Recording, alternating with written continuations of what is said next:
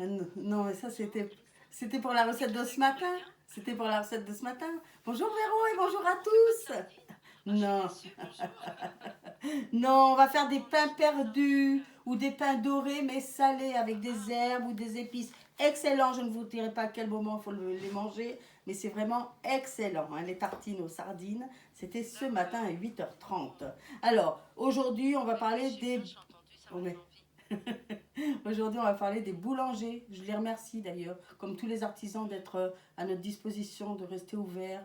Et alors, on peut aller acheter nos baguettes. La baguette, je vous le rappelle, c'est le pain le plus vendu en France. Tiens, boulanger, donc ça me fait penser au mot du jour. Une bésure. Vous savez ce que c'est une bésure, vous, Véro? Alors déjà, tu t'énerves pas.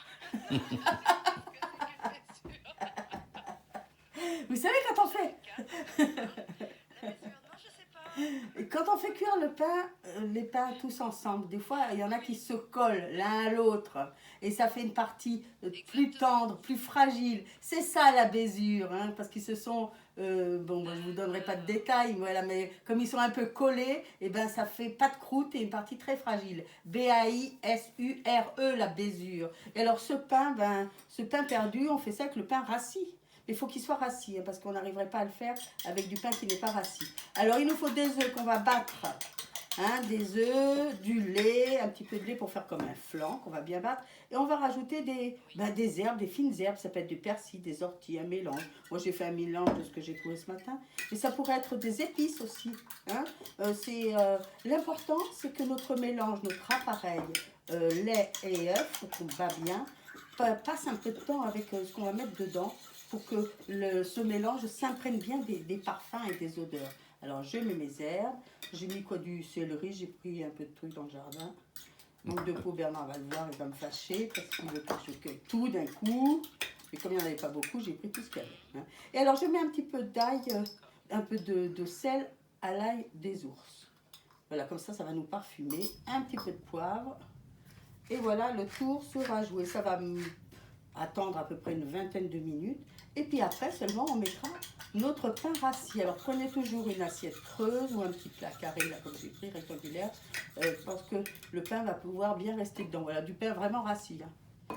Et puis voilà, c'est simple. Après on attend. Une fois qu'on a laissé reposer notre pâte, on va mettre le pain dedans. On va le retourner très souvent pour qu'il soit imbibe, vraiment bien imbibé de ce mélange. Il faut que ce flan, parce que c'est une pâte à flan, rentre bien à l'intérieur du pain et après on va le faire frire.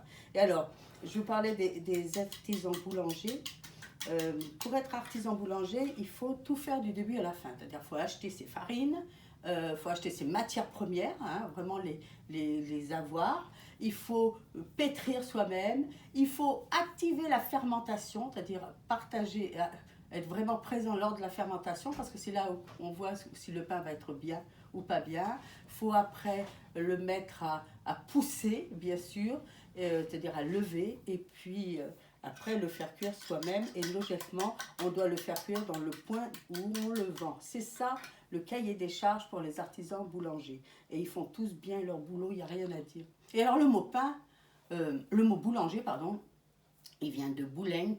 C'est un mot du nord de la France. Ça veut dire des boules, parce qu'avant d'être long, le pain, long ou en bâtard, il était en boule parce que ça se conservait bien mieux.